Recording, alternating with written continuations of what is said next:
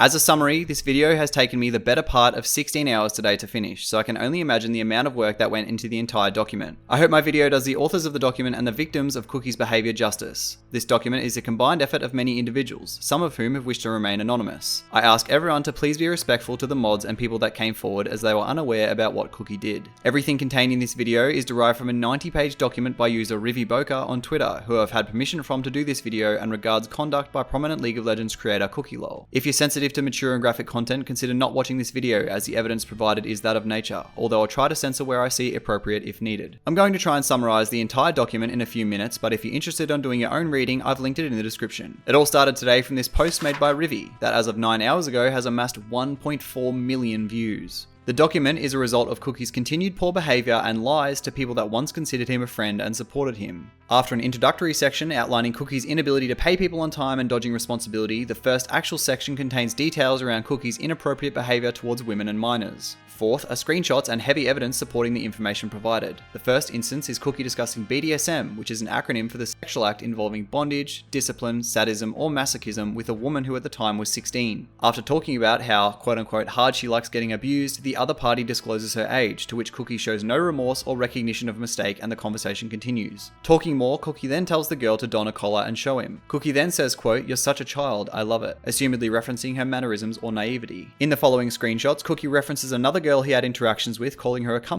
and continues to talk about his BDSM fetishes. In these next screenshots with the same girl following details, he insinuates he'd pull in her pigtails, immediately sexualizing the topic after she brought up the hairstyle. Cookie then sends her an image of a toy, telling her it's wireless and that he can control it on his phone, with further insinuation through a winking gif. Cookie then discusses how after talking about men assaulting women, he hates quote-unquote disgusting men ruining our rep, hypocritical of the evidence to come. The document then summarizes the screenshot saying, in conclusion, X was 16 years old when Cookie began messaging her, was repeatedly and sent inappropriate, degrading content. Furthermore, he repeatedly fixated on her age, how wonderful it was that she was younger, making this all the more gross. This is not normal nor healthy behavior for an adult, let alone an influencer, to message a minor. The girl in the conversation messaged the author to include a statement about her interactions with Cookie. It reads, "I stopped talking to Cookie in December 2021 completely. I also left his community a bit after, I think, since I found Cookie getting cringier and cringier over the time. Now, I don't have any excuses for my actions. I can only say that I am deeply embarrassed of myself and I was a lost/mentally effed 16-year-old.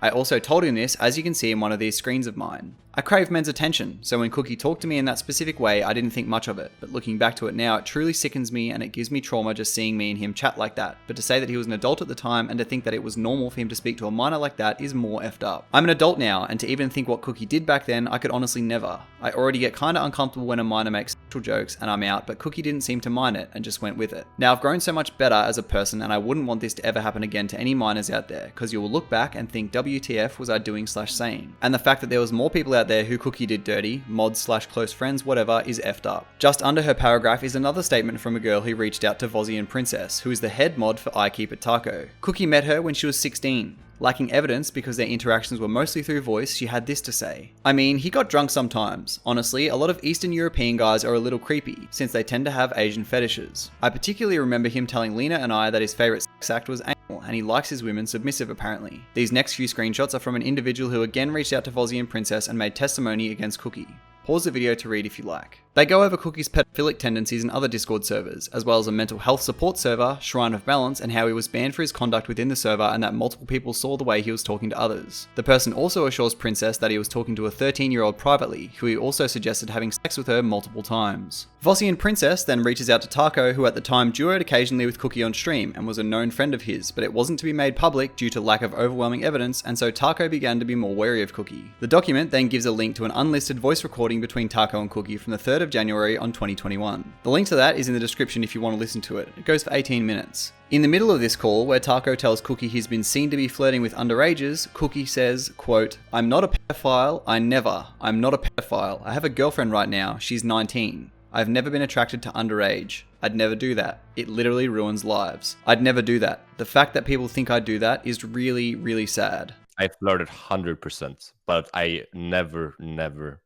never flirted with underage girls. After denying the girls he spoke to in Shrine of Balance weren't underage. He says his interaction with girls was because he was desperate for a relationship, but that he, quote, never flirted or made her feel any feelings towards me. He says his intentions in that server were just to help people, as it was a server for mental health support. I encourage reading or listening to the call, but it's a back and forth of presenting evidence from Taco and Niall from Cookie. Taco ended up believing Cookie that he flirted with minors and stopped after he learned they were minors and that it was a mistake. Cookie assured him that it is in his past, he's better now and changing. Taco saved this voice call in case he was wrong in believing Cookie. After the section about the call, the document provides screenshots from a male user that was active in Shrine of Balance, the server that has since been deleted. The user says Cookie would befriend minors to play with them and get to know them personally, and that it was very creepy in voice chat. The user then gives identities of people Cookie interacted with to Vossian, discussing his attempt to groom a girl who was 13 at the time. He also releases another sentence outlining Cookie's discriminatory behaviour towards the male user who he knew was gay and had ADHD, calling him a turbo faggot. There are then screenshots of witnesses recounting Cookie's behaviour in the server as well as his ban notice.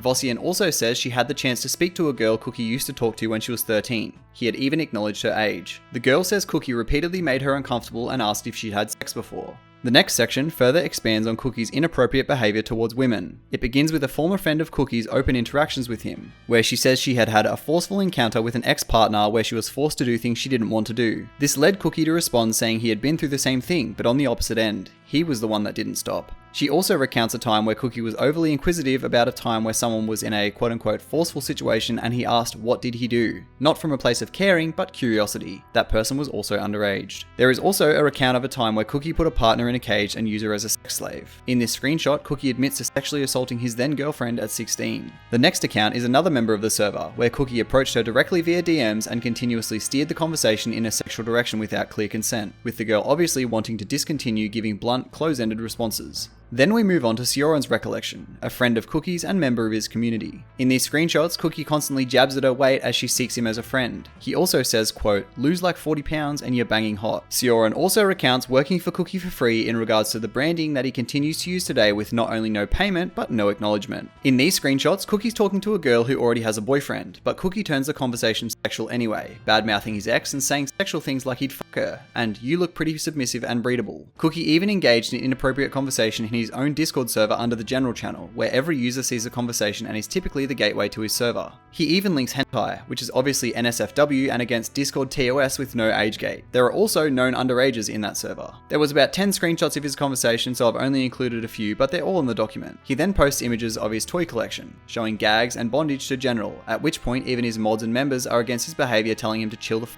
out. The next section briefly covers his time in Korea and use of Tinder, where he gets frustrated that someone he was talking to said they didn't want to do anything. In this clip from his stream in Korea, it shows a rather uncomfortable interaction with strangers telling them to be good girls. A lot of his IRL interactions were accounted as difficult to watch, as a lot of things Cookie said were, quote, cringe and disrespectful. First girl is pretty cute. Now, I have really bad pics, I'm not gonna lie. This is one of them. Pretty bad. Then I have a fucking mirror selfie, pretty bad as well. And then I have a cat pancake. Yeah, I'm really bad at pics, I'm telling you guys. Come on, be good girls, please. Good girls. We're being good. You're being good? Yeah, we're being nice, actually. How are you guys when you're bad? When you're bad, you're like devil. Even we're like when we are bad, we're not talking to you. Yeah. Why? Oh, you not talk to me? Like looking. You're like, oh, you look away. Not even looking at you. Oh, come on. Is there anyone? You ghost me. What the f? What's that? Yeah, you know your model. You're so sexy. No, don't worry. You're hot. You're both hot. You're both hot. What's your role? ADC. Support. You support. Wait, what do you play? Nami and Leona. Nami, Leona. Jana. Oh my God, you're so sexy. Holy shit. What the f? On page 52 of the document, things get even worse as we begin to delve into the financial aspect of things, specifically payment promises that Cookie failed to deliver on. The first account is from Rivi himself, where he shares experience getting evicted because Cookie failed to pay him for months of editing content. Cookie even says Rivi constantly asking for payment because he has bills to pay was quote-unquote annoying, and he should be grateful he even has a job with Cookie. Shown are also attempts from others to be paid from Cookie, where he seemingly just ignores the request or gets defensive. To Alexx, in these images, he says that Alexx stressing about wanting his money to fix his car and pay bills is, quote, pathetic as fuck. He also says to another that he's, quote, honestly disgusted by their behavior. There are even more, but it's just more of the same thing. Again, it's all in the document. As the author says, this is unacceptable from an employer, especially as he sets completion deadlines for editor work, but he can't even meet his own payment deadlines. More hypocrisy. The author also says that while Cookie failed to pay multiple people on multiple occasions, he would flex new purchases or divulge in plans to spend money on things on stream, all of which people that were going unpaid were watching, just like this clip where he streams from an expensive Airbnb. You know, the thing that is really sexy, in my opinion, is that it's an AC. Bro, there's an AC here. Like that's sexy as fuck. And you know, it's like a private road. Like this entire like place here, it's like a super rich area and like private, you know? Like only the richest people live here. So it's like, ooh. Very nice place, actually. I'll see if maybe I will stay here. To exacerbate his situation further, Cookie was found to be scamming sponsors, who, for creators, usually makes up a large portion of their income. The first was to do with the mobile game Rise of Kingdoms, where the sponsor would give him a payout if there were a certain amount of downloads from his link to create an account and level up in-game. In these screenshots, we see an exchange with one of the people he failed to pay about creating botted accounts for money as a form of work. There's a lot more, but it's more of the same, all contained in the document. Alexx, the individual in these screenshots, provide a statement here, saying, although I, up until now, have had no idea of the other disgusting actions Cookie has taken towards other people, I had already begun to think that this maybe wasn't an isolated incident, and neither will it be the last. I knew he had delayed payments or had underpaid some of my friends, some of which were in need of money, and some still are. I am fortunate enough to not have a need for money, but him delaying payments like that has still made me feel horrible. Therefore, I can only think about what it might feel like for someone that desperately needed the money. After finding out what he has done, I want to say that I am ashamed of myself for even considering working for this man. Another such scam involving sponsors, but luckily never came to fruition, involved Manscaped, the masculine grooming brand. The premise was Cookie got paid the more purchases were made using his link at $1,000 per 20 purchases. In his exchanges here, it can be seen that he was trying to find a way to scam another company for money and then also plan to sell the products, a heavily illegal practice known as profiteering. The next was involving the huge game Raid Shadow Legends, under a similar scheme to the one employed with Rise of Kingdoms, botted accounts, etc., as we can see in this screenshot. It appears he was planning to pay $2 per account to the person. Cookie has repeatedly made unfulfilled promises to his community, things that would incentivize viewers for watching and subscribing, such as skins, 1v1s, coaching coupons, etc. He also did subathons, where people pay for the stream to go for longer, but would often end the stream randomly due to unforeseen circumstances, meaning some people would have subbed for nothing. Here, we see viewers asking for the skins based on the points they spent, but uninformed mods are forced to give lackluster responses due to having no info from Cookie. Listed is also around 450 redemptions just from EUS that went unfulfilled because Cookie eventually cancelled skin gifting due to the increase in RP cost. Cookie was also known to be extremely disrespectful towards community members, typically ones who were close to and actually really helpful to him. Shared is a recount from Seorin, the girl Cookie would berate about her weight above in the document. She says that although she considered him a close friend, as time went on his comments about her weight caused her to develop an eating disorder, despite her telling him she was sensitive about it. She also says being a mod for him was some of the worst work she's ever had, and as he got more comfortable, he began mistreating her and the community followed his lead. They were so close at one point they referred to one another as soulmates, and he would assure her, as well as many others, that he did not often speak that way to others in DMs to make them feel special. Attached is also screenshots of Cookie promising to take Seorin to Korea and Cookie thinking that lack of information privacy in his country is okay. The promise of Korea went unfulfilled. The next recount is from Flaymeariver, a mod for Cookie. They go on to say modding for Cookie was extremely difficult, and upon leaving the community their mental health instantly improved. Due to the impulsiveness of Cookie, working for him was quite hard, and a lot of his community, led by Cookie's example, were degrading of women and borderline racists. Shown is a screenshot of Flay checking in on a member Lenny after Cookie made sexual remarks in general chat and expression of their unhappiness with what the job and Cookie has become. Flay lists here reasons they left the moderating team with another mod, touching on aforementioned toxicity and negativity. Involving Flay directly as well was this instance of a planned career bootcamp.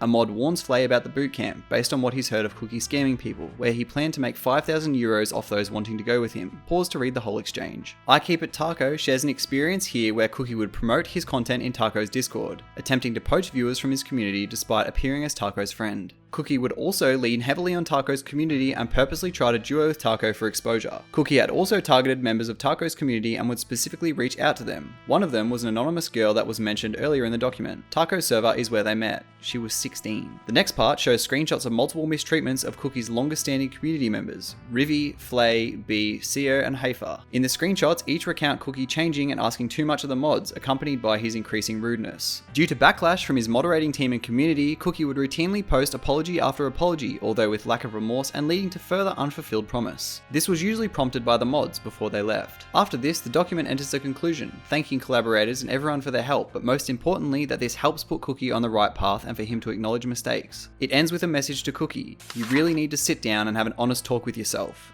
The disturbing conversations that we read warrant no excuse. A generic apology is not enough, and the solution isn't to just throw money at the problems.